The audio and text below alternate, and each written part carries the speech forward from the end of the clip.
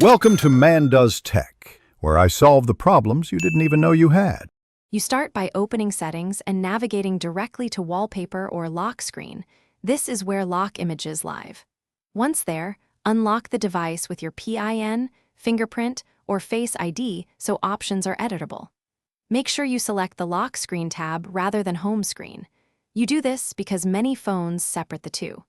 Now locate the active lock screen image or style entry listed, and tap it to reveal the edit and delete controls.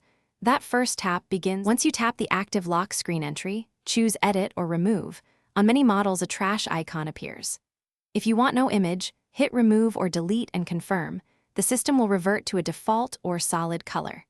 If you prefer to swap, select Replace and pick a new photo from gallery or a built-in wallpaper, then adjust crop and preview. Make sure to apply changes to the lock screen specifically. Some phones ask whether to apply to both lock and home screens, so select appropriately. You finish by tapping Apply or Save, then lock the phone and view the lock screen to verify the image is gone. If the old picture persists, reboot the device once to clear caches. This often fixes display lag.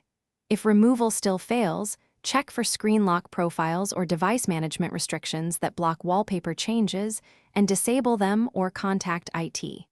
Finally, make sure the image isn't set by a third-party app. If so, open that app and remove or change the lock screen setting there.